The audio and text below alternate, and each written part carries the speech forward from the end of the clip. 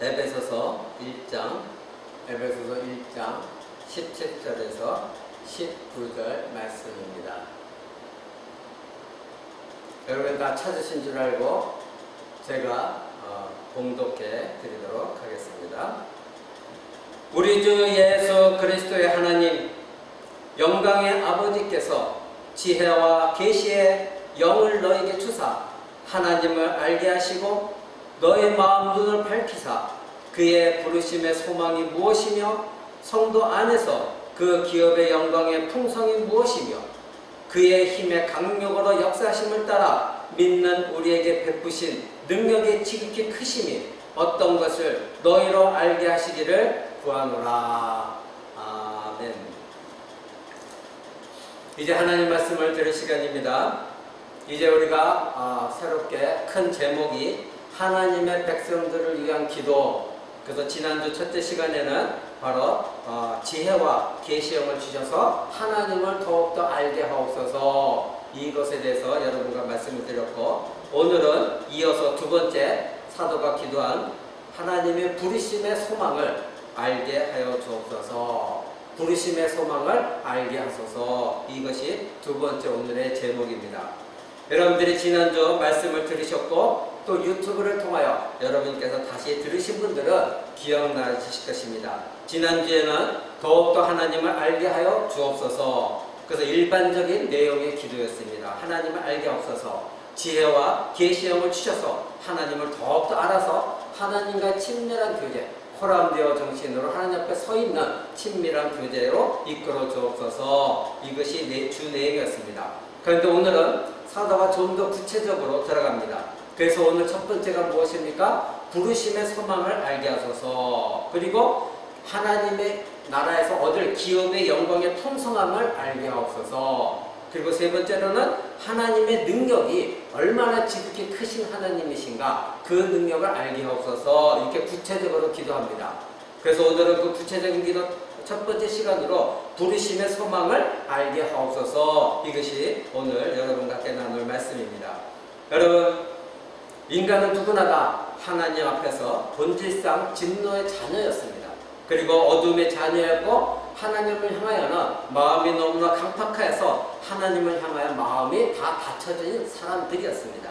그래서 우리는, 저와 여러분 모두는 예수 그리스도를 믿기 전에는 구원에서 이방인이었고, 그리고 하나님을 아는 지식에서 멀어져 있었고, 하나님의 생명과는 관계없는 생명에서 떠나 있었던 자들이었습니다. 그러나 오늘 우리는 하나님의 은혜로 성령께서 우리 안에 들어오셔서 우리를 거듭나게 하셨고, 그리고 계속해서 우리 안에서 성령께서 거주하시면서 우리를 하나님 앞으로 그리스도로 이끄시며 우리를 새로운 피조물로 재창조하셨습니다. 우리들의 그래서 마음의 눈은 열려졌습니다. 그리고 예수 그리스도를 만났습니다. 지금도 예배를 하고 있습니다. 그리고 예전에는 우리가 죄를 지었던 아담 안에 있었지만 지금은 그리스도 안에 하나님의 아들 그리스도 안으로 옮겨졌기에 우리는 하나님의 생명 안에 거하게 되어진 사람들입니다. 이런 구원의 지식을 알게 해주신 분이 누구십니까? 바로 성령 하나님이십니다.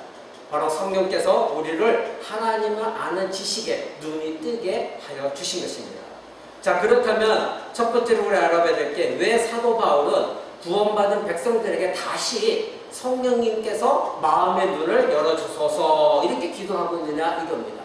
이미 성령께서 우리 안에 들어오셔서 우리는 예수를 믿게 되었고, 그리고 우리가 재창조되었고 성령님이 안에 역사하시는데 왜 다시 성령님께 우리들의 마음을 열어주소서 이렇게 기도하고 있을까요?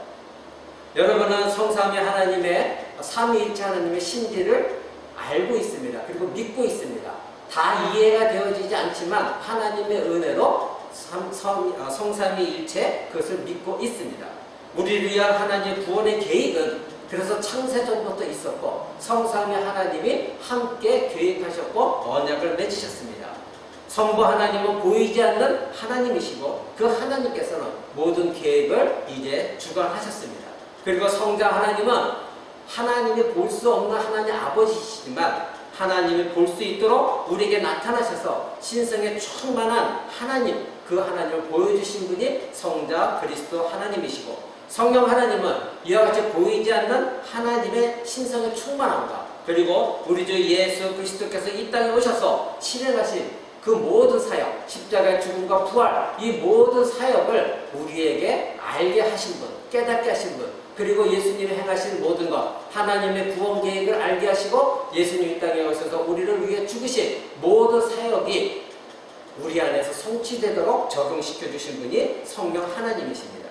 만약에 성령께서 이러한 것을 우리에게 깨우쳐 주시지 않았다면 성경에 있는 말씀, 모든 말씀이 우리에게는 들려질 수가 없는 것이고 믿어질 수가 없습니다. 그러니 성경에 기록된 대로 말씀이 육신이 되어 우리 가운데 거하시네, 이 말씀이 도대체 무슨 뜻인지 알 수 없습니다. 그러나 저와 여러분은 성령님의 도우심으로 말미암아 이 말씀의 뜻이 무엇인지 알게 되어졌고 깨닫게 되어졌고 이해가 되어졌고 믿어지게 된 것입니다. 바로 성령께서 여러분 안에서 역사하셨기 때문에 믿을 수가 있었던 것입니다. 여러분, 그러나 불신자들에게는 성령 하나님이 거주하지 않으십니다. 그러니 그들은 하나님의 말씀을 제대로 깨달을 수가 없기 때문에 하나님을 알 수도 없는 것이요, 그래서 유대인들에게는 바로 성령께서 그들 안에 역사하시지 않았기에 예수 그리스도가 참된 하나님이시요 메시아인지 몰라 했으니 그들은 영광의 주를 십자가에 못 박을 수밖에 없는 것이고, 오늘도 예수 그리스도를 믿지 않는 모든 자들은 멸망의 길로 달려가고 있는 것입니다. 그리스도인이라는 것은 하나님 아버지께서 약속까지 성령을 받은 자들이고, 그리고 다시 새롭게 태어난 거듭난 자들이고, 그리고 거듭난 이후에도 성령께서 우리 안에서 내주하셔서 하나님의 백성들을 말씀으로 깨닫게 하시고, 그리고 하나님의 뜻이 무엇인지 알게 하심으로 말미암아 옛것을 버리고 새로운 성품을 가지고 살아가도록 이끄시는 분이 저와 여러분 안에 계시는 성령 하나님이십니다. 그러나 여기서 우리가 주의해야 될 것이, 그리스도인이라고 하지만 여전히 우리에게는 두 가지 투쟁이 있습니다. 우리 안에 두 가지 투쟁이 있습니다. 그것이 뭐냐면, 우리 안에는 여전히 옛사람도 살아있고 이렇게 새로운 성품에 들어와서 성령께서 역사하시는 새로운 사람, 두 존재가 우리 안에 있는 것입니다. 그래서 우리 안에서 이 옛사람과 새사람이 투쟁을 벌이고 있습니다. 바로 이 옛사람과 새사람은 서로가 합쳐질 수가 없습니다. 그래서 둘 사이에는 언제나 긴장과 갈등이 있습니다. 그래서 갈라디아서 5장 17절에 사도 바울은 이렇게 말했습니다. 육체의 소욕은 성령을 거스리고 성령의 소욕은 육체를 거스리나니 이 둘이 서로 대적으로 너희가 원하는 것을 하지 못하게 한다, 이렇게 사도 바울은 가르쳤습니다. 이처럼 성령께서 내주하는 신자라 할지라도 성령님을 의지하지 않으면 옛사람의 본성이 살아남으로 말미암아 성령께서 우리 안에서 역사하셔서 우리를 하나님의 성품으로 이끄는 것을 방해하고 거스르기 시작합니다. 또 성령께서 우리 안에서 하나님의 역사를 이루시고 우리로 하여금 하나님 뜻대로 살게 하실 때에 성도가 그것을 순종하며 나아갈 때에 우리 안에 있는 옛사람, 옛 본성이 또 거스림으로 말미암아 계속해서 하나님의 사람으로 살아가지 못하도록 방해를 하는 것입니다. 이것이 바로 옛사람과 새사람이 우리 안에서 투쟁을 하고 있는 것입니다. 그래서 사도 바울은 지금 이것을 알기에 에베소서 교인들이 비록 그들이 거듭나졌지만 하나님께서, 성령께서 지속적으로 저들의 마음의 눈을 열으셔서 하나님을 알게 해달라, 그래서 저들이 부르심의 소망이 무엇인지 성령께서 도와달라 기도하고 있는 것입니다. 왜냐하면 지금 사도 바울이 에베소서 1장에 17절 오늘 본문 말씀에 하나님의 부르심의 소망의 풍성이 무엇인지 마음의 눈을 밝히셔서 알게 하옵소서, 이렇게 기도한 것은 뒤에 보면은 4장부터 보면 에베소서 성도들이 세상적인 삶을 살고 있는 것을 보았기 때문에 사도 바울이 이런 기도를 드린 것입니다. 바로 그것은 우리 지금 시간 다 알아볼 시간이 없지만은 간추려서 말하면 에베소서 교인들은 탐욕에 젖어 있었고 우상 숭배를 하고 있었고 서로 간에 사랑이 없어서 미움, 시기, 질투가 있었고 거짓말과 속임이 있었고 교회 안에 거짓된 선지자들이 들어와 있었습니다. 그리고 성령의 충만함보다도 이 세상의 술 취함과 방탕함에 충만한 삶을 살았습니다. 그래서 사도 바울은 너희가 성령의 충만함을 입을 것이지 술 취하지 말아라, 이렇게 사도 바울이 말하는 것을 보게 됩니다. 이처럼 구원받은 신자라 할지라도 성령의 인도를 받지 못한다고 한다면 우리가 날마다 쌓아놓은 세상의 것을 의지할 수밖에 없습니다. 이것이 우리 안에 있는 옛 사람입니다.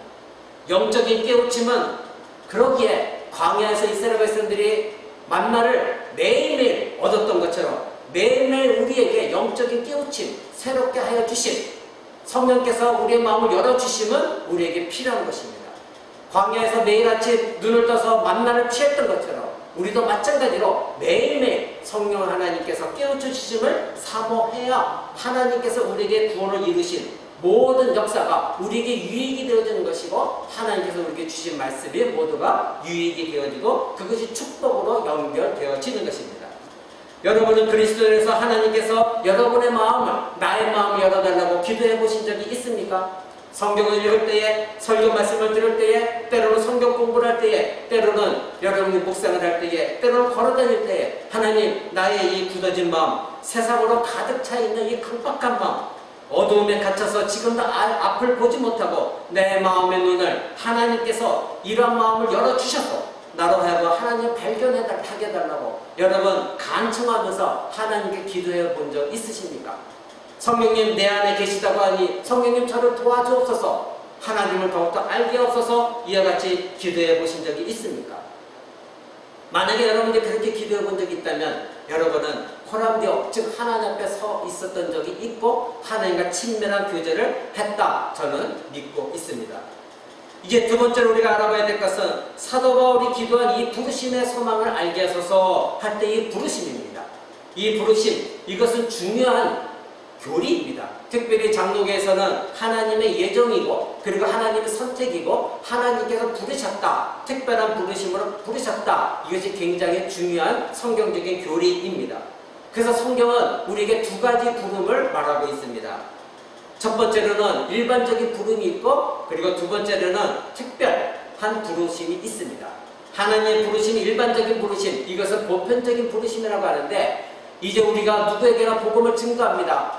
많은 사람들이 예수 그리스도를 알고 있습니다. 성경에서도 예수님이 예를 들어서 말씀하시기를 잔치를 베풀었는데 많은 사람을 청했습니다. 그런데 모든 사람이 오지 않았습니다. 그리고 왔다 할지라도 택하신 사람들은 하나님의 옷을 입고, 그 청함을 왔다 할지라도 택하시지 않은 자들은 하나님의 의로운 옷을 입지 않는다, 이렇게 말씀하셨습니다. 누가복음에서도 14장에서 예수님이 잔치를 베푸셨는데 어떤 부자가 잔치를 베풀었는데 다 사람들을 초청했습니다. 근데 어떤 사람들은 거부합니다. 오늘 나는 장가 들었기에 내 아내를 즐겁게 해야 되기에, 내가 쾌락을 얻어야 되겠기에, 이 세상에서 즐겨야 되겠기에 나는 갈 수가 없다. 또 어떤 사람은 내가 새로운 밭을 샀다, 돈을 벌기 위해서 나는 그 잔치 부름에 난 갈 수가 없다. 또 어떤 사람은 내가 소를 샀기에 기쁨이 넘쳐서 이웃 사람들과 즐겨야 되니 나는 갈 수가 없다. 이렇게 잔치를 베푼 사람의 초청을 거절합니다. 여러분, 이 잔치를 베푼 사람은 이들을 불렀습니다. 근데 이들은 응답하지 않았습니다. 거절했습니다. 이것은 일반적인 부르심입니다. 그러니까 그 하나님의 부르심이 그들에게 효력이 발생되지 않았다는 겁니다. 근데 특별 부르심, 이것은 우리는 효과적인 부르심이라 하는데 사도행전 17장에 보면 여러분에게 제가 누차 말씀드렸습니다.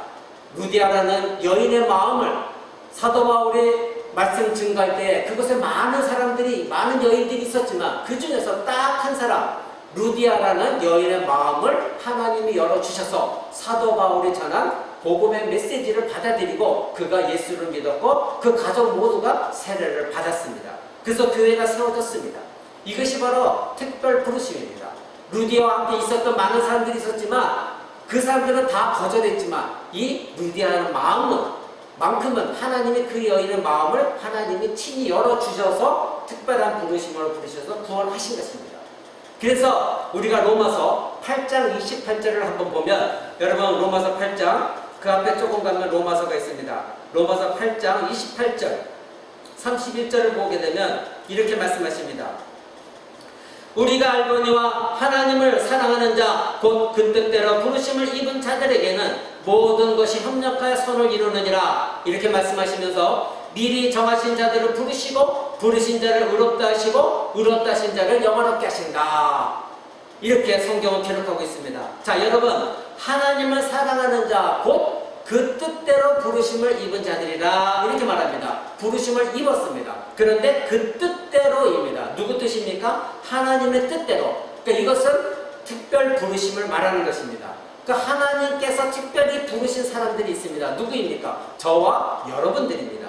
그래서 이 부르심은 초자연적인 부르심이고 이것은 신적인 부르심입니다. 그러기에 어둠에 사로잡혀서 죄의 노예가 되어 있던 사람들, 그들에게 성령께서 특별히 부르실 때 그들의 마음의 눈을 열으셔서, 닫혀진 마음의 눈을 열으사 그들이 하나님을 알게 되고 예수 그리스도가 왜 죽으셨는가, 나는 어떤 존재였는가를 깨닫게 하심으로 말미암아 이제 하나님 앞으로 나오게 하신 그런 부르심입니다. 이것은 신적 부르심, 즉 하나님 뜻대로 부르셨다, 이렇게 우리는 말하고 있는 것입니다. 그러나 또한 이 부르심은 바로 세상에서 그러한 참된 신앙을 보존하기 위해서 하나님께서 세상에 더러운 무리들과 있지 아니하고 세상으로부터 분리시키셔서 세상으로부터 나오게 하시는 부르심입니다. 즉 구별시키시는 부르심입니다. 그러니까 저와 여러분은 세상에서 구별되어서 특별히 하나님의 백성으로서 하나님의 나라로 편입되게 구별시키신 부르심을 입은 자들인 것입니다.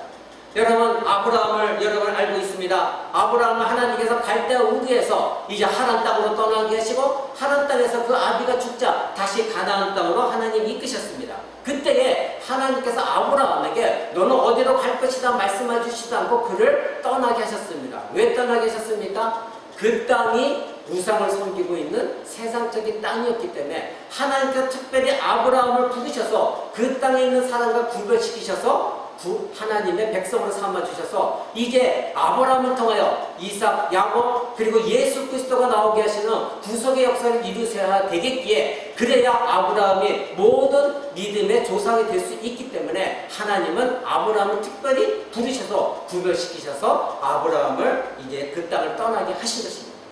여러분, 이것이 바로 하나님의 구원의 계획이셨습니다. 오늘 본문 에베소서 1장 18절에 그의 부르심의 소망이 무엇인지 알게 없어서, 이 부르심의 소망 말할 때 이 부르심의 소망은 일반적인 부르심이 아니라 이와 같이 특별한 부르심, 신적인 부르심, 초자연적인 부르심, 우리를 세상과 구별시키신 부르심인 것입니다. 그래서 저와 여러분은 아브라함같이 이런 특별한 부르심을 입은 자들인 것입니다. 만약에 이 특별한 부르심을 입었지 않았다면 그 사람은 그리스도인이 될 수가 없는 것입니다. 그런데 우리가 특별한 부르심을 입었음에도 불구하고 이것이 우리가 은혜가 되어져야 되는데, 여러분, 이것이 더욱더 큰 은혜가 되어지려면 하나님께서 부르시기 이전에 우리를 창세전부터 택하셨다는 것을 여러분이 먼저 꼭 알아야 됩니다. 여러분에게 몇 번 말씀을 드렸습니다. 특별 부르심을 입은 신자가 창세전에 하나님이 특별히 그리스도 안에서 이미 택하셨기 때문에 때가 되어져서 하나님 우리를 부르셨다는 것입니다. 여러분, 다시 우리 본문 에베소서 들어갑니다. 우리 에베소서 본문의 앞에 있는 1장 4절을 한번 보겠습니다. 에베소 1장 4절에 제가 여러 번 인용한 말씀입니다. 1장 4절에 이렇게 말씀하십니다. 곧 창세전에 그리스도 안에서 우리를 택하사 우리로 사랑 안에서 그 앞에 거룩하고 흠이 없게 하시라고 그 기쁘신 뜻대로 우리를 예정하사 예수 그리스도로 말미암아 자기 아들들이 되게 하셨다. 그러니까 창세전에 하나님께서는 우리가 이 모든 만물이 창조되기 이전부터 하나님은 그리스도의 품 안에서 우리를 이미 택하셨다는 것입니다. 우연의 일치가 아니라 택하셨다는 것입니다. 여러분이 예수를 믿은 것이 아니라 하나님이 택하셔서 특별한 부르심으로 부르셨기 때문에 여러분이 예수를 믿게 되어진 것입니다. 그런데 거기에 보십시오. 우리를 택하사 5절에 그 기쁘신 뜻대로 예정하셨습니다. 그러니까 하나님은 우리를 예정하시고 하나님은 그리스도 안에서 우리를 창세전에 선택하실 때에 기쁘신 뜻대로 선택하셨고 기쁘신 뜻대로 예정하셨고, 우리를 부르실 때도 하나님 기쁘신 뜻대로 부르셨다. 아까 로마서 8장에 기록한 것을 우리는 봤습니다. 이 모든 것이 하나님이 우리가 죄를 범했든 안 범했든 예수 믿기 이전에 하나님이 이미 우리에게 이런 큰 은혜를 베풀어 주셨다는 것, 여러분 이것을 꼭 믿으시고 마음속에 새기시기 바랍니다. 이것이 우리에게 은혜가 되어지는 것입니다. 여러분, 나에게 뭔가 좋은 것을 주셔서 은혜가 아니라 바로 내가 잘못했음에도 불구하고 예수 믿기 전에 죄인이었음에도 불구하고 창세전부터 하나님께 기쁘신 뜻 가운데 나를 그리스도 품 안에서 택하셨구나. 그리고 기쁘신 뜻도 나를 예정하셨구나. 그래서 지금 이 세상에서 태어나게 하셨고 나를 또 기쁘신 뜻대로 많은 사람들에게도 특별한 부르심으로 부르셨구나. 이것이 우리에게 큰 은혜가 되어지는 것입니다. 여러분 이 말씀을 들으면서 지금 여러분 가운데 하나님이 나를 이렇게 사랑하셨구나. 이것을 경험하십니까? 인식하십니까? 마음에 와닿습니까? 여러분 그것이 은혜로 좁혀져야 됩니다. 그런 사람들은 이 세상에 어려움과 힘든 고난 속에서도 이 코로나 환경 속에서도 넉넉히 이겨나가며 하나님을 바라보고 언젠가 하나님의 도우심을 구하며 이기며 승리하는 삶을 살아가는 것입니다. 세 번째로 우리가 알아봐야 될 그 소망이란 그런 무엇입니까? 성경에 말하고 있는 소망, 이것은 헬라어로 엘피스입니다. 즉 우리가 무언가를 확신하면서 기대하는 것입니다. 그냥 이렇게 나 그거 소망해 이것이 아니라 무언가를 확신하고 기대하고 있는 것입니다. 여러분 이 미래에 어떤 것이 이루어지기를 원하는 것, 성경적으로는 하나님이 약속한 것, 하나님 미래에 약속하신 그 모든 것이 확실하게 나에게 이루어질 것에 대한 확신, 이것을 우리는 소망이다 말하는 것입니다. 그러니까 하나님으로부터 우리에게 주어진 약속이 구원받는 이 구원이 내 안에서 궁극적으로 이루어지고 하나님의 성경에 약속한 모든 것이 내 안에서 이루어지는 것을 확신하는 것, 이것이 소망인 것입니다. 이는 세상 사람들이 말하는 소망과 다른 의미의 소망입니다. 이 소망은 영적인 소망, 하나님 나라에 관한 소망, 하나님의 뜻이 이루어지는 소망, 내 뜻이 이루어지는 것이 아니라 하나님의 뜻이 이루어지는 소망, 이것을 말하는 것입니다. 그러니까 이러한 하늘로부터 오는 소망을 가진 자는 우리가 어떤 현실의 벽에 부딪혀 있다 할지라도 절대 낭망하거나 불안해하지 않습니다. 혹시 하나님 나를 버리신 거 아닌가? 혹시 하나님이 나를 떠나신 거 아닌가? 혹시 내가 이런 죄를 범했기 때문에 하나님 나를 구원해서 물리치신 건 아닌가? 하나님 내가 이렇게 힘들고 어려운데 왜 하나님 나를 뒤돌아보시지 않을까? 하나님 나를 떠나셨나? 이런 불안과 낭만, 좌절은 없는 것입니다. 시편 42편 5절에 이렇게 시편 기자는 말합니다. 내 영혼아 어찌하여 낭망하는가? 어찌하여 불안해하는가? 너는 하나님께 소망을 두라. 이렇게 우리에게 말하고 있습니다. 왜 낭망하느냐? 네가 하나님 백성이라고 한다면 어찌하여 불안해하고 있느냐? 네가 가지고 있는 모든 소망을 하나님께 두라. 왜? 네가 가지고 있는 소망을 하나님께로 왔으니 하나님께서 반드시 약속대로 이루실 것이다. 이것이 너의 소망이 되어져야 된다. 그 하나님이 누구시냐? 전지전능하시고 창조 하나님이시다. 그분 앞에 너의 소망을 두라는 것입니다. 하나님의 약속이 이루어지는 것에 확신을 가지라는 것입니다. 낭망하거나 불안해하지 말라는 것입니다. 그러기에 사도 바울은 언제나 각 교회가 편지를 보낼 때마다 항상 인사의 말이 무엇이었습니까? 하나님의 은혜와 평강이 너희에게 있을지어다. 아멘. 이것이었습니다. 너희가 은혜, 하나님께 받은 구원의 은혜가 무엇인지 그 은혜가 충만하게 계속해서 너희 안에 지속되어지길 원하고 너희가 또 하나님께 모든 소망을 두고나 말미암아 너희가 불안해하거나 낭망하지 않냐고 언제나 너에게 평강을 주시는 그 하나님을 붙들어라. 이것이 너희 마음 가운데 언제나 지속적으로 있기를 내가 원하노라. 이렇게 그가 기도했던 것입니다. 여러분 믿음장이라고 하는 히브리서 11장에도 11장 1절에 이렇게 말하고 있습니다. 믿음은 바라는 것들의 실상이요 보지 못하는 것들의 증거다. 이렇게 말하고 있습니다. 여기서 바라는 것, 이것이 소망입니다. 즉 소망하는 것의 실상이다. 엘피스, 이렇게 아까 헬라어에 너의 부르심의 소망과 같은 단어를 사용합니다. 그러니까 한국말로는 바라는 것들 그랬지만 이것은 아까 말한 대로 소망은, 너희가 소망은, 믿음은 소망하는 것이 실상이라는 것입니다. 보이지 않지만은 하나님으로부터 오는 소망은 우리에게 보이지 않지만 그리고 증명할 수 없는 것이지만 신자들은 이 소망을 붙드는 것, 이것이 믿음이라는 것입니다.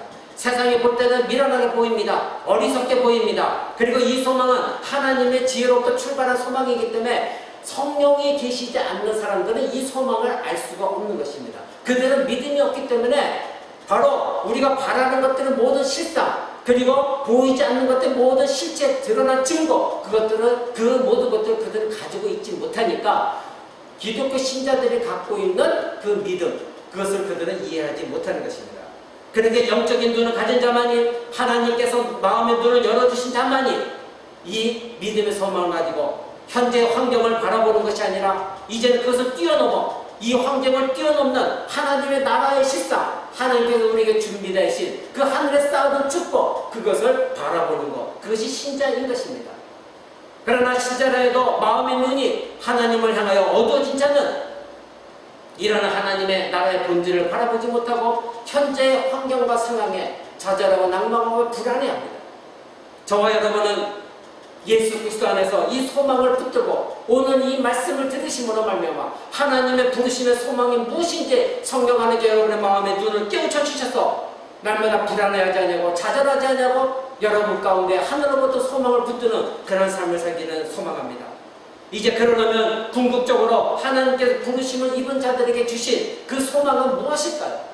여러 가지 많은 축복의 얘기를 할 수 있지만 우리에게 가장 중요한 것은 무엇일까요? 여러분 요한복음 14장에서 예수님은 가서 말씀하셨습니다. 여러분 요한복음 14장 신약성경 14장 1절 한번 보겠습니다. 2주 전에도 이 말씀을 가지고 여러분에게 나눈 적이 있습니다. 중요한 말씀이기 때문에 다시 한번 여러분에게 강조합니다. 제가 읽어드립니다. 너희는 마음에 근심하지 말라. 하나님을 믿으니 또 나를 믿으라. 내 아버지 집에 거할 것이 많도다. 그렇지 않으면 내가 너에게 일렀으리라. 내가 너희를 위하여 처소를 예비하러 가노니 가서 너희를 위하여 처소를 예비하면 내가 다시 와서 너희를 내게로 영접하여 나 있는 곳에 너희도 있게 할 것이다. 아멘. 바로 어디를 말합니까? 하나님의 나라. 내가 예비할 처소, 내가 갈 처소, 그리고 다시 와서 너희를 이끌 처소, 그것은 어디입니까? 이 땅이 아니라 하나님의 나라. 그것을 예수님이 말씀하고 있습니다. 그러니까 우리가 이 땅에서 하나님의 부르심의 소망을 궁극적으로 붙들고 있는 것은 내가 처한 이 땅에서 내가 무엇이 되느냐가 아니라 하늘나라의 소망을 붙들고 이 땅에서 어떻게 믿음으로 싸워나가는 것이냐, 이것이 되어져야 되는 것입니다. 우리의 소망은 하늘에 있는 것입니다. 그래서 사도 바울은 골로새서 1장 5절에 이렇게 말합니다. 너희를 위하여 하늘에 쌓아둔 소망, 이렇게 말합니다. 우리를 위하여 하나님께 쌓아둔 하늘의 소망인 것입니다. 하나님은 우리에게 주실 많은 축복들, 우리가 상상할 수도 없는 영광스럽고 상상할 수 없는 아름다운 모든 축복들을 이미 하늘에 준비해 두고 계신 것입니다. 여러분, 우리들의 궁극적인 소망은 하나님 나라입니다. 신자의 궁극적인 소망은 하나님의 계신 것, 바로 하나님의 나라가 되어야 하는 것입니다. 그러면 여러분은 지금 이 말씀을 듣고 있는 여러분에게는 궁극적이고 최종적인 소망은 무엇입니까? 자연인으로서의 소망을 묻고 있는 것이 아니라 바로 그리스도인으로서 여러분의 소망을 묻고 있습니다. 여러분의 처소, 여러분이 앞으로 영원히 거할 것, 하나님의 약속이 완전히 이루어지는 것, 여러분이 그리스도와 같은 영화의 몸을 입고 영광스러운 예수 그리스도와 같은 완전한 몸을 입고 썩지 않은 몸을 입고 함께 거할 것, 그곳 바로 그리스도께서 예비하신 것, 바로 하나님의 나라 아닙니까? 만약에 이 저의 질문에 여러분의 대답이 자신 없다면 다시 하나님께 성령님의 도우심을 구하고 여러분의 부르심의 소망을 굳건히 하시기 바랍니다. 여러분, 이러한 소망은 그러기에 신자에게는 죽은 소망이 아니라 살아있는 소망이 되어져야 합니다. 하나님은 살아계신 하나님이십니다. 신자도 하나님 앞에서 살아있는 자입니다. 죽은 자가 아닙니다. 하나님은 살아있는 자의 하나님이십니다. 영적으로 살아있는 자의 하나님이십니다. 그러기에 살아있는 자의 소망도 죽은 소망이 아니라 지금도 살아서 꿈틀꿈틀거리면서 하늘을 지향하는, 하나님을 바라보는 그러한 살아있는 자들의 소망이 참된 소망인 것입니다. 죽은 신앙의 소망은 소망이 아닙니다. 불신자의 소망도 성경이 말하는 소망이 아닙니다. 예비된 처소로 기다리는 자, 어떤 환경 가운데서도 불안하지 않고 낭만하지 않고 하나님 나라의 소망을 두는 자, 하나님의 부르심을 입은 자, 가장 가치 있는 삶이 바로 하나님께 있다는 것을 아는 자, 바로 그런 자들이 살아있는 생명의 소망을 붙들고 있는 자입니다. 그렇다면 살아있는 생명적인 소망이 무엇을 말합니까? 지식적인 소망도 아닙니다. 이론적이고 개념적인 소망도 아닙니다. 실체입니다. 실체 여러분 안에서 지금도 꿈틀거리고 살아있고 역사하고 여러분의 마음을 이끌고 알고 여러분의 마음을 움직이고 있고 여러분의 마음의 최대 관심사, 최대 흥미를 갖게 하는 저 하나님 나라에 관한 소망, 그것이 살아있는 생명의 소망인 것입니다. 그래서 사도 베드로는 너희에게 산 소망이 있게 하기를 원한다 기도했습니다. 베드로전서 1장 3절에 보면 찬송하리로다 우리 주 예수 그리스도의 아버지 하나님이 그 많으신 긍휼대로 예수 그리스도의 죽은 자 가운데서 부활하심으로 말미암아 우리를 거듭나게 하사 산 소망이 있게 하셨다. 여러분에게 살아있는 소망, 생명적인 소망, 예수 그리스도를 십자가에 죽게 하시고 부활하게 하심으로 말미암아 우리를 거듭나게 하셨고 성령의 역사로 여러분 안에게 죽은 소망이 아니라 살아있는 소망, 생명 있는 소망을 주셨다는 것입니다. 그것이 무엇입니까? 바로 베드로 사도는 이렇게 말하고 1장 4절에 그 소망에 대해서 이렇게 말합니다. 하늘에 간직한 하나님의 기업, 이것을 말합니다. 하늘에 간직한 하나님의 기업은 무엇입니까? 하나님의 나라. 하나님의 나라에 들어갈 수 있는 자격을 얻는 것, 그래서 하나님 나라에 있는 모든 것 유산으로 물려받는 것, 기업으로 받는 것, 그것이 산 소망이다. 이렇게 사도 베드로는 말하고 있습니다. 하나님은 거듭난 신자에게 생명적이고 살아있는 소망을 주셨습니다. 죽은 소망을 주신 것이 아닙니다. 그래서 하나님을 바라보게 하셨습니다. 바로 바울 사도는 그래서 너희가 땅의 것을 바라보지 말고 위의 것을 바라보라고 말한 이유입니다. 바로 하나님의 도성인 새 예루살렘, 새 하늘과 새 땅, 그것을 바라보라고 우리에게 말하는 것입니다. 지금 이 말씀이 뭔가 생명적으로 실체화돼서 여러분 안에 가슴에 와닿지 않고 있다고 한다면 여러분의 신앙은 단지 지식에 머무르는 신앙이 아닌가 의심해 봐야 됩니다. 여러분 이 말씀을 들으면서도 사도 바울이 여러분을 위해서 기도한 것처럼, 그리고 저도 날마다 여러분을 위해서 기도하는 것처럼 성령께서 여러분의 마음의 눈을 열어주시고 지금도 이 듣고 있는 이 순간에도 지혜와 계시력을 주셔서 나에게 진정한 산 소망이 있게 하시고 하나님 알게 해달라고 기도하는 마음으로 이 말씀을 듣기 바랍니다. 네 번째로 우리가 알아야 될 것은 신자가 세상을 이기는 힘은 하나님의 부르심의 소망을 아는 것에서 나옵니다. 바로 하나님의 부르심의 소망이 무엇인가, 이것을 우리는 알아야 됩니다. 이러한 소망을 알도록 하나님께서 마음의 눈을 성령을 통해 열어주셔서 성령 하나님께서 거듭난 신자에게 지속적으로 우리 안에 옛사람을 제거하고 그 옛사람과 싸워서 이기게 하시고, 내가 성령에게 순종하며 나아갈 때마다 성령의 마음을 주실 때 순복하고 나아갈 때 우리는 싸우면서 이기면서 이제 하나님이 우리에게 주신 그 소망이 무엇인지를 알기 시작합니다. 그런 사람들은 이 세상에서 넉넉히 이겨나갈 수가 있습니다. 여러분, 부활승천하신 예수 그리스도께서 성령을 통하여 사도 요한에게 각 교회가 편지를 보내라 하신 말씀을 여러분 기억하실 것입니다. 그때 예수님은 계속해서 강조하시는 말씀이 무엇입니까? 이기는 자, 이기는 자, 이기는 자입니다. 각 교회 편지를 보낼 때마다 이기는 자는, 끝까지 이기는 자는, 이렇게 말씀하십니다. 그때 예수님이 하신 말씀을 여러분에게 읽어드립니다. 이기는 자에게는 첫째로 하나님의 낙원에 생명나무 가시를 주시겠다 약속하셨습니다. 이기는 자에게 아담과 하와는 생명나무를 함부로 따먹었고 더 이상 하나님의 생명나무를 가까이 할 수 없게 하나님께서 화원금으로 줄이셨습니다. 그러나 예수 그리스도께 이 땅에 오셔서 그 모든 화원금을 거두시고 이제는 누구든지 예수를 믿는 자들에게는 생명나무 열매를 먹게 하셨습니다. 그러니 아무에게나 주시는 것이 아니라 이 땅의 모든 신자에게 주시는 것이 아니라 끝까지 견디는 자입니다. 왜냐하면 이 땅에도 거짓 신자가 많이 있기 때문입니다. 외식하는 신자가 많이 있기 때문입니다. 그래서 예수님이 하신 말씀이 끝까지 이기는 자에게는 하나님의 낙원에 생명나무 가시를 주겠다 약속하셨습니다. 또 생명의 면류관을 주시겠다 약속하셨습니다. 끝까지 견디고 이기는 자에게는 이 세상의 영광의 면류가 아니라, 이 세상에 썩어 없어진 면류관이 아니라 너에게 영광의 면류관, 하나님 주시는 영광의 면류관을 주겠다 약속하셨습니다. 또 이기는 자에게는 하나님의 생명책에 선명하게 기록되게 하겠다. 그리고 하나님 앞에서, 천사들 앞에서 예수님께서 우리를 시인하시겠다. 바로 이 사람이 하나님의 자녀들입니다. 시인하겠다 약속하셨습니다. 또 이기는 자들에게는 하나님의 성전의 기둥이 되게 하겠다 약속하셨습니다. 또 이기는 자들에게는 예수 그리스도의 보좌에 함께 앉게 하겠다 약속하셨습니다. 이것이 모두가 예수님께서 이기는 자들에게 주실 축복입니다. 이것이 우리에게 우리가 바라고 바라는 소망이 되어져야 되는 것입니다. 예수님은 지금 누구에게 약속하셨습니까? 이기는 자들에게, 끝까지 견디고 이기는 자들에게 약속하셨습니다. 명목상 신자가 아닙니다. 끝까지 견뎌 이기는 자들에게 이것을 약속하셨습니다. 바로 하나님 나라에 준비된 것들입니다.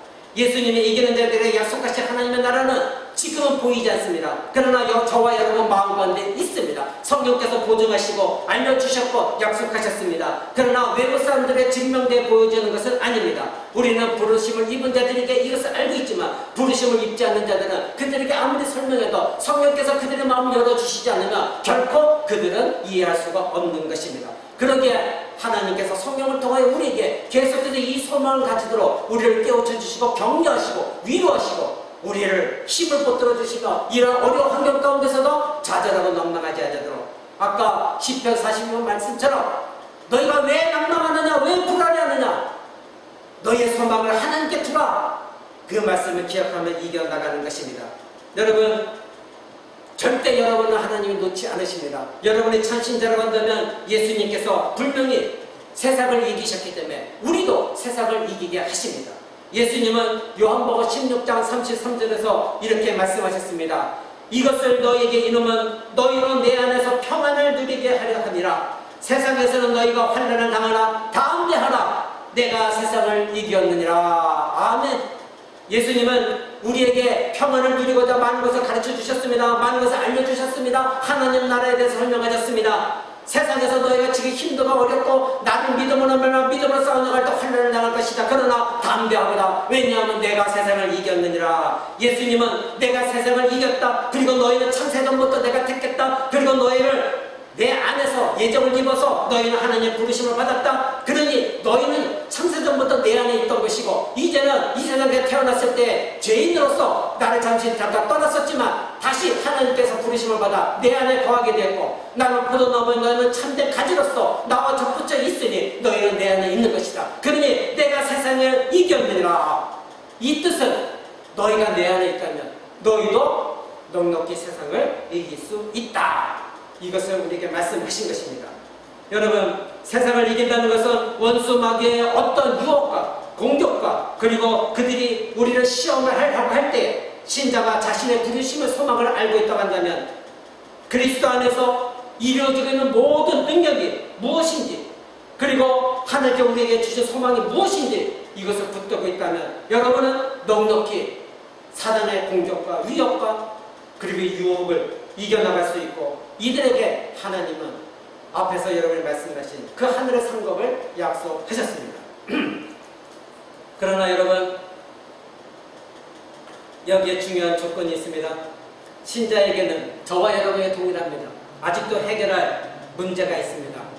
그것은 무엇이냐면 자기의입니다. 자기의. 자기의가 아직 살아있는 자, 옛사람에 살아있는 자, 자기의가 살아있는 자는 자기가 원하는 환경 속에 몰입하게 되어집니다. 그래서 원수 마귀가 원하는 함정 가운데 빠지기 쉽고 그들이 원하는 대로 유혹 가운데 살아가며 하나님의 부르심의 소망을 잊어버리게 됩니다.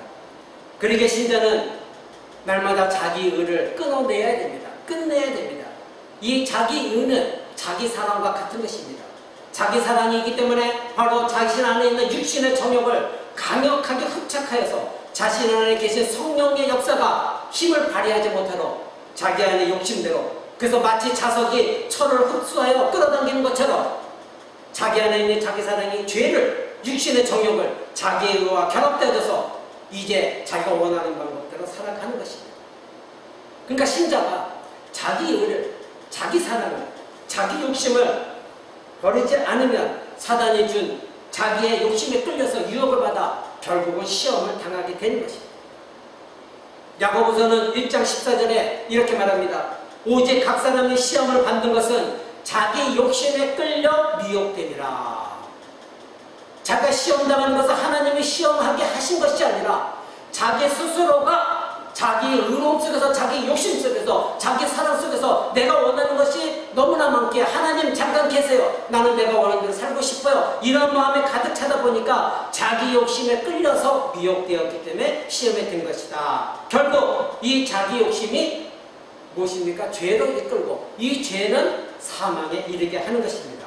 그래서 다음 절에 야고보서 1장 15절에 욕심이 잉태한 적 죄를 낳고 죄가 장성한 적 사망을 낳느니라. 결국 어디서 출발한 것입니까? 자기 욕심에서 시험을 받는 것이고, 자기 욕심으로 말미암아 죄를 범하게 되고, 그 죄는 결국 사망으로 이끌게 된다는 것입니다. 여러분, 저와 여러분은 그리스도인을 하면서도 우리 안에 자신의 의를 붙들고 있다고 한다면 이것은 하나님이 기뻐하시는 일이 아닙니다. 성령께서는 신자 안에 있는 자기 욕심, 자기 사랑이 무엇인가를 밝히 보여주시고, 그리고 그것이 지금 어떻게 신자의 눈을 가리고 있는가를 성령을 통해 깨우쳐 주십니다. 그래서 하나님께서 날마다 하나님 바라보며 나갈 때 이 모든 것을 우리의 눈에 가려진 장막을 제거하여 주시고, 하나님의 성령을 붙들도록 하나님의 진리 앞으로, 하나님 앞으로 성령께서 이끌어 주시기에 사도 바울이 이와 같이 기도하고 있는 것입니다. 여러분은 하나님 앞에서 자기 의에 마침표를 찍으려고 애쓰고 있으십니까? 여러분이 만약에 하나님 앞에서 날마다 자기 의에 마침표를 찍는 순간 예수님께서 말씀하신 이기는 자, 그것은 이기는 자의 출발입니다. 그럴 때 여러분은 승리하게 되고, 결국 여러분은 하나님이 준비하신 축복을 경험하게 될 것입니다. 그럴 때 여러분은 하나님의 뜻을 알기 시작하고 하나님 앞에 감사하기 시작하며 이제 더 이상 이기는 자가 되었기에 두려움이 없습니다. 낙심하지 않습니다. 불안해하지 않습니다. 내가 지금 닥쳐있는 이 모든 문제 내가 해결할 수 없지만, 내가 하나님께 엎드려 기도할 때에 당장에 눈으로 보이지 해결점은 없지만 하나님은 모든 것이 협력과 선을 이루게 하시는 하나님이시기에 하나님의 내 마음을 받으셔서 그 기도를 응답하여 주변에 있는 모든 상황을 선한 방향으로 이끄시는 분, 그분이 바로 하나님이십니다. 그것을 경험한 자는 내가 이겨내라고, 예수 그리스도의 안에서 내가 세상을 이겨내라고 담대하게 하나님께 감사의 찬양을 할 수가 있는 것입니다. 이제 다섯 번째로, 여러분은 부르심의 소망에 따라 구원을 확신하고 있습니까? 여러분은 하나님의 창세전에 택하심을 받았고 부르심을 받았다는 걸 확신하고 그런 삶을 살고 있습니까? 그렇게 지금 알지 못하는 삶을 살아왔다면 오늘 설교 말씀을 통해 여러분 깨달았습니다. 그러면 이제부터라도 그런 삶을 살아야 됩니다. 그렇다면 지난주에 말씀드린 대로 여러분은 코람디오, 즉 하나님 앞에서 이 삶을 살게 되어질 것입니다. 예배당에서 뿐만 아니라 이태는 예배에서도, 여러분의 삶의 현장 속에서도, 가정 가운데서도 여러분은 코람디오, 하나님 앞에서 이런 삶을 살 수가 있는 것입니다. 이것이 그리스도인이 복된 삶을 사는 비밀인 것입니다. 그런데 많은 그리스도인들이 이런 삶을 살 수가 없습니다. 날마다 자기 자신의 삶에 매여 있다 보니까, 힘들고 어렵다 보니까 하나님 앞에 나가는 것이 힘들고 어렵습니다. 시간도 없습니다. 마음도 편안치가 못합니다. 여러분, 그럼에도 불구하고 하나님을 여러분을 부르십니다. 그럴 때일수록 하나님의 부르심의 소망을 붙들고 코람디오 하나님 앞에 나아가서 하나님께 구하십시오. 하나님의 도우심을 구하십시오. 그리고 여러분이 구원의 확신을 가지십시오. 날마다 여러분 안에 내가 과연 이런 마음 가지고 구원을 얻을 수 있을까? 두려움을 가질 것이 아니라 나는 창세전부터 택한 백성이기 때문에 부르심을 입은 자에게 나에게 구원의 확신이 있다. 사단아, 나를 속이지 마라. 결단하며 하나님 앞에 나아가십시오.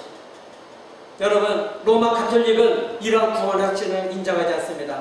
그들에게는 그래서 연옥이라는 것을 만들어서 사람들을 두렵게 함으로 말미암아 너희들이 면죄부를 사지 않으면, 너희들이 교회에 순종하지 않으면, 너희들이 교황과 사제들에게 순복하지 않으면, 너희가 돈을 내지 않으면, 너희가 이근이 만드는 성자들, 그들을 섬기지 않으면 너희는 구원이 없다. 이렇게 가르칩니다. 그러니까 그들은 두려움 속에 떱니다. 그러니까 어떻게 하면 교황에게 잘해야 할까? 어떻게 하면 교회에 잘해야 될까? 구원이 불확실하다 보니까 하나님을 바라보고 하나님 말씀을 의지하고 예수 그리스도의 십자가를 의지하는 것이 아니라 이런 잘못된 가르침에 의지하다 보니 그들은 언제나 구원에 대해서 확실성을 갖지 못하는 것입니다.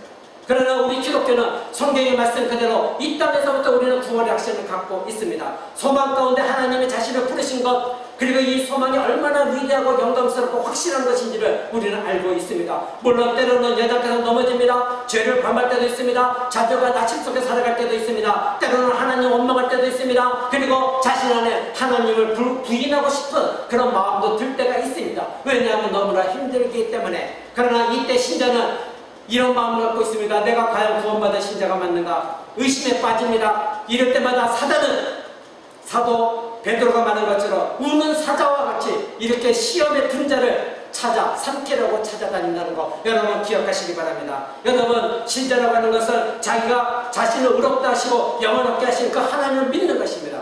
부르심의 소망을 붙드는 것입니다. 그러기에 그들은 구원의 확신을 갖고 있습니다. 여러분이 때로는 좌절하고 넘어지고 낙심한달지라도 여러분의 구원은 여러분 진정한 그리스도인이라고 한다면, 진정한 거듭났다고 한다면, 여러분이 예수 그리스도의 십자가의 피가 여러분 안에 묻어져 있다면 하나님께서 바로 예수 그리스도의 피에 묻히셔서 여러분에게 마음에 영적으로 새겨주셨다고 한다면 여러분의 구원은 취소되지 않습니다. 사단이 아무리 여러분을 유혹한다 할지라도 여러분 구원은 취소될 수 없는 것입니다. 예수님은 말씀하셨습니다. 아버지께서 내게 주신 자를 빼앗을 자가 없느니라. 그렇습니다. 저와 여러분은 하나님께서 전지전능하신 하나님께서 창조주신 그 하나님께서 저와 여러분을 예수 그리스도께 주셨습니다. 예수 그리스도께서 빼앗을 자가 아무도 없다. 예수님은 말씀하셨습니다. 아무리 사단이 여러분을 가로막고 하나님을 보이지 못하게 하고 낭망에 빠뜨리고 자신의 덫에 걸려서 여러분을 시험거리 준달지라도 여러분 다시 일어나면 하나님께서 여러분을 다시 일으켜 세우시는 여러분 그 믿음을 붙드시기 바랍니다. 여섯 번째로 구원의 확신과 흔들림이 없는 소망을 붙들기 위해서 그러기에 여러분 하나님이 어떤 분이신가 알아야 됩니다. 신자가 하나님의 성품을 아는 것만큼 큰 확신과 소망을 붙들 수 있는 방법은 없습니다. 신자로서 우리가 실패하는 지점이 바로 여기입니다. 우리는 그리스도인이라고 하면서도 하나님을 아는 것에 너무나 게으릅니다. 그분이 어떤 성품을 가지셨는지 잘 알지 못합니다. 하나님과 친밀한 교제가 없기 때문에 결국 원수 마귀가 여러분에게 시험을 하게 되면 하나님을 아는 하나님이 누구신가, 어떤 성품을 갖고 계신가, 무엇을 약속하셨는가 이런 것을 알지 못하니 시험에 빠지고 그들이 하나님을 의심하기 시작합니다. 하나님은 어떤 분입니까? 이 시간에 다 상세하게 말씀드릴 수 없습니다. 언젠가는 여러분의 교리적으로 하나님 어떤 분인가 말씀드릴 기회가 있기를 소망합니다. 하나님은 영원하신 분입니다. 언제나 동일하십니다. 변함이 없으시고 약속을 지키시는 신실하신 하나님입니다. 언약을 지키시는 분이십니다. 하나님은 우리의 구원을 계획하셨고 구원을 시작하신 분도, 그리고 반드시 우리의 구원을 이루시는 분도 하나님이십니다. 그 하나님은 변함도 없으시고 회전하는 그림자도 없으신 분, 거룩하신 분, 사랑의 근본이시오 생명의 근본이시오 전지전능하신 하나님이십니다. 바로 이런 하나님께서 에베소 1장 4절의 말씀처럼 저와 여러분을 창세전에 택하셨고 그리스도 안에 택하셨고 저와 여러분을 하나님께서 부르셨고 의롭다 하셨고 영원하게 하신 것입니다. 바로 이것은 영원하시고 신실하신 약속을 반드시 지키시는 하나님의 구원의 약속입니다. 하나님은 창세전에 우리에게 구원의 약속을 베푸셨습니다. 예수 그리스도 함께 구원의 약속을 세우셨습니다. 그리고 그 언약에 따라서 때가 되어서 하나님께서 우리 주 예수 그리스도 인간의 몸을 입히셔서 우리에게 보내주셨고 십자가에 우리 대신에 달려 죽게 하시고 사흘 부활 승천하게 하셨고 지금은 하나님 우편에 앉아 계시면서 우리의 머리, 모든 만물의 머리로 삼아 주셨습니다. 예수 그리스도가 지금 하나님 우편에 앉아 계시고 그리스도는 우리의 머리로서 우리와 완전히 연합되어져서 바로 하나님의 구원의 약속을 확증해 주셨습니다. 여러분, 그러기에 아까 여러분에게 로마서 8장 29절 31절 말씀드렸을 때 31절에 이렇게 말씀하십니다. 그런즉 이 일에 대하여 우리가 무슨 말을 하리요? 만일 하나님이 우리를 위하시면 누가 우리를 대적하리요? 아멘. 이렇게 사도 바울은 말하고 있습니다. 하나님이 너희를 창세전에 부르셨다. 너희를 의롭게 하셨다. 미리 정하셔서 의롭게 하셨다. 그리고 너희를 영원하게 하셨다. 그런데 이 모든 일을 행하신 하나님께서 이 말씀을 우리에게 주셨고 하나님이 행하셨는데 누가 너희를 대적하겠느냐? 이처럼 하나님의 너희를 위하고 계신데 누가 너희를 대적하겠느냐? 이렇게 사도 바울이 말하고 있는 것입니다. 아무도 우리를 대적할 자가 없는 것입니다. 그러기에 우리에게 구원을 시작하신, 구원의 계획을 시작하신 하나님은 반드시 그 일을 끝내시는 분도 하나님이십니다.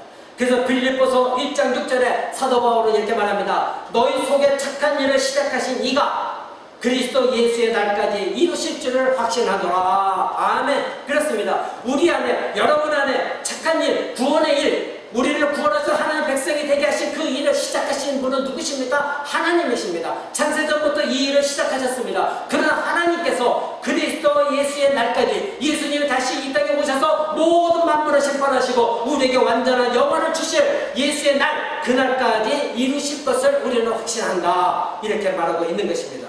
내가 확신한다는 것이 아닙니다. 하나님께서 그렇게 약속하셨기 때문에 우리가 확신을 하고 있다는 것입니다. 아까 하나님이 어떤 분인가 말씀드렸습니다. 하나님은 언약을 지키시고 언약을 이루시는 하나님이십니다. 약속을 반드시 지키시는 신실하신 하나님이십니다. 그러기에 부르심을 입은 자들은 결코 그리스도의 손에서 빼앗을 자가 없습니다. 바로 하나님께서 우리를 대적하시니 우리를 위하시니 누가 너희를 대적하겠느냐. 그리고 하나님이 우리 안에 착한 일을 시작하셨는데 예수님이 오시는 그날까지 반드시 이루실 분도 하나님이시다. 그러니 너희는 영원히 멸망하지 않고 너희를 내 손에서 빼앗을 자 없다는 예수님의 말씀을 붙드는 신자가 참된 신자입니다. 우리는 어떤 사람이었습니까? 전에는 어두움의 영에 휩싸였고 세상의 신을 쫓았던 사람들이었습니다. 죄를 범한 아담의 안에 있었습니다. 그러나 지금은 우리 주 예수 그리스도 안에 있습니다. 이미 영생을 얻었습니다. 그리고 그 영생을 우리는 확신하고 있는 것입니다. 비록 연약하여 죄를 범한다 할지라도 우리는 그리스도 안에 있습니다. 그러나 분명히 깨달으십시오. 내가 죄를 범하고 연약한 존재라 할지라도 그리스도 안에 있다는 증거는 무엇입니까? 회개하는 신자입니다. 자신이 연약해서 때는 죄를 범할 수도 있습니다. 자신의 그러나 죄를 감추지 않냐고 다시 하나님 앞에 나가서 하나님, 내가 그리스도인으로서 하나님께 나에게 이렇게 베풀으신 놀라운 창세전에부터 나에게 베푸신 은혜를 망각하고 예수 그리스도의 십자가의 은혜를 내가 망각하고 잠시 잠깐 연약한 죄를 범하나이다. 하나님 회개하오니 용서해 주옵소서. 이러한 간절한 소망을 가지고 하나님께 나가 기도한다면 여러분이 연약해 넘어진다 할지라도 하나님은 여러분을 내치시는 분이 아니라 더욱더 감싸주시고 위로하시고 격려하시고 축복하시는 분이 하나님이시라는 것 여러분 믿으시기 바랍니다. 이것이 바로 그런 자의 증거입니다. 여러분, 하나님의 거룩한 약속이 내 안에서 이루어지기를 간절함이 바로 세상에서 지은 자보다 더 충만하게 경험했기 때문에 그들은 하나님 앞에 나아가 자신의 죄를 회개하는 것입니다. 그러기 위해서 이제 여러분이 진정으로 구원 확신한 자라고 한다면 오늘 말씀을 들은 것에 어떻게 적용시키십니까? 여러분, 첫째로 부르심에 합당한 삶을 살아가야 됩니다. 여러분이 부르심을 입었으니 부르심에 합당한 삶을 살아가야 합니다. 하나님께서 마음의 눈을 열어주셔서 부르심의 소망을 알게 되신 자의 열매는 부르심에 합당한 삶을 사는 것입니다. 그래서 오늘 에베소서 4장 1절 이렇게 말합니다. 에베소서 4장 1절 한번 보겠습니다. 에베소 4장 1절에서 사도 바울이 이렇게 말합니다. 그러므로 주 안에서 갇힌 내가 너희를 권하노니 너희가 부르심을 입은 부름에 합당하게 행하라. 부르심을 하나님 입었다. 그렇다면 너희가 특별 부르심을 그 하나님의 부르심에 합당하게 살아라. 그 살아가는 것은 무엇입니까? 4절 보십시오. 몸이 하나요 성령이 하나이니 이와 같이 너희가 부르심의 한 소망 안에서 부르심을 입었다. 너희는 몸이 하나다. 성령이 하나님께서 예수 그리스도와 너희 모두를 한 몸으로 묶으셨다. 그러니 너희는 그리스도 안에 있고 그리스도 한 몸을 이뤘고 너희 형제자매 모든 성도들이 한 몸을 이룬 것이다. 그러니 너희는 한 몸이다. 이것을 깨닫는 것입니다. 부르심의 소망을 붙드십시오. 그리스도에 연합됐다는 것을 아십시오. 내가 그리스도 안에 있다는 것을 아십시오. 바로 그리스도의 영이신 성령께서 우리 안에 계시면서 영적으로 그리스도와 원리적으로 연합시키심으로 말미암아 그리스도를 떠날 수 없게 하셨다는 걸 아시기 바랍니다. 내가 그리스도와 함께 십자가 못 박혀 죽었나니 그런즉 이제 내가 사는 것이요 아니요 오직 내 안에 그리스도께서 사신 것이다.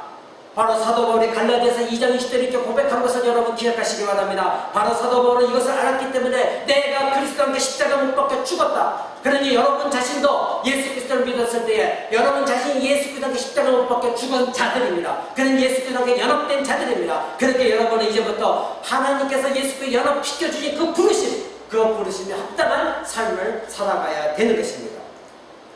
여러분, 두 번째로는 부르심을 굳건히 붙드는 삶을 사시기 바랍니다.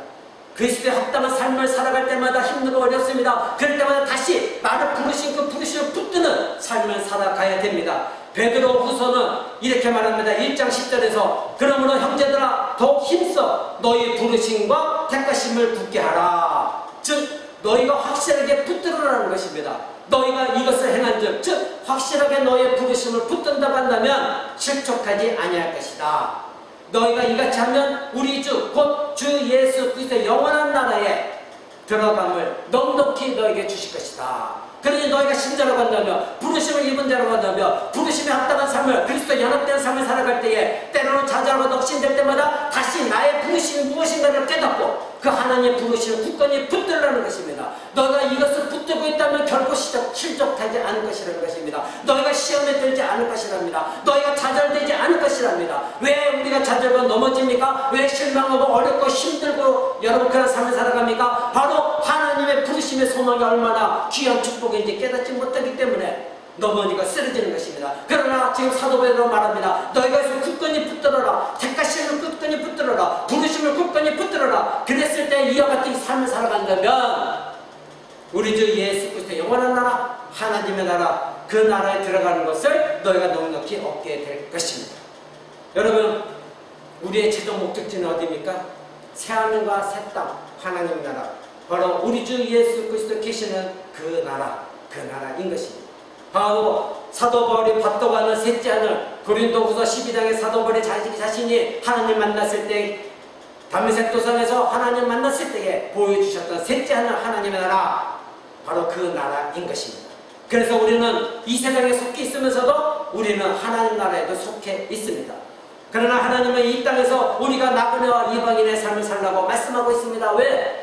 우리는 이 땅에서 대한민국이라는 백성으로 살아가고 있지만 우리가 가야 될 진정한 나라 본향은 하나님의 나라이기 때문입니다. 우리의 믿음의 조상들이 그랬듯이 본향을 향한 나그네의 삶을 살라고 우리에게 히브리서는 말하고 있는 것입니다.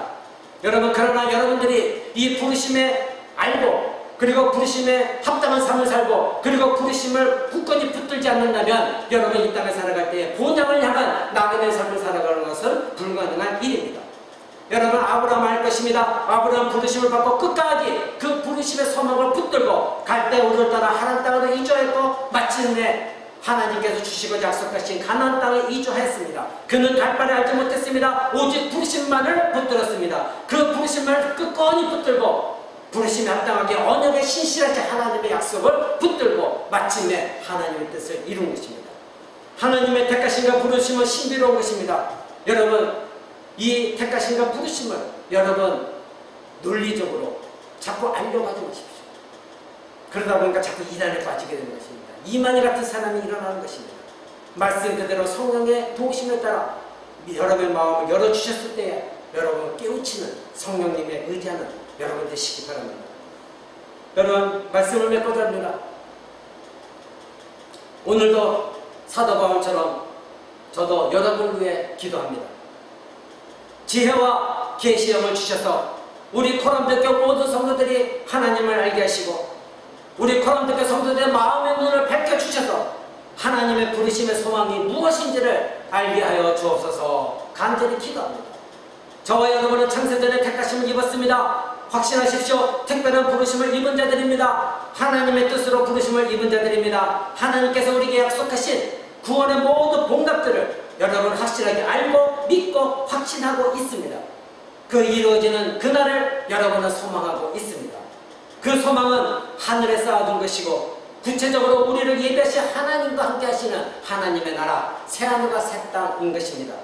하나님은 영원하시고 전지전능하시며 약속을 이루시는 신실하신 하나님, 변함이 없으신 하나님, 계획하시고 시작한 것을 반드시 이루시는 그 하나님, 우리를 부르셔서 이미 우리 안에서 약속의 구원을 이루신 그 하나님을 붙드시는 저와 여러분 되시기 바랍니다.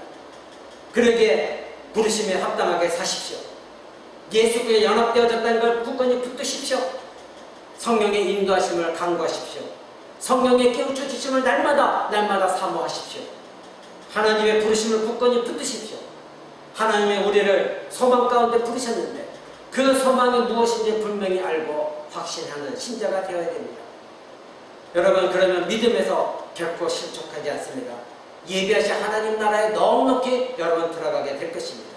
위의 것을 바라보지 말고 여러분 저 하늘, 우리의 시민권이 하늘에 있으니 저 하늘나라를 바라보시고 우리의 본향은 바로 하늘나라에 있다는 것을 깨닫고 그 하나님만 붙들고 부르심에 합당한 삶을 살아가는 저와 여러분 되시기 바랍니다.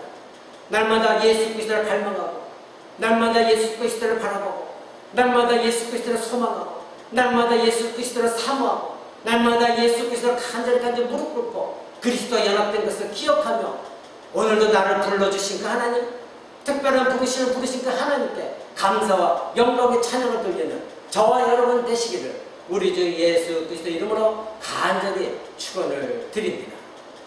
기도하겠습니다.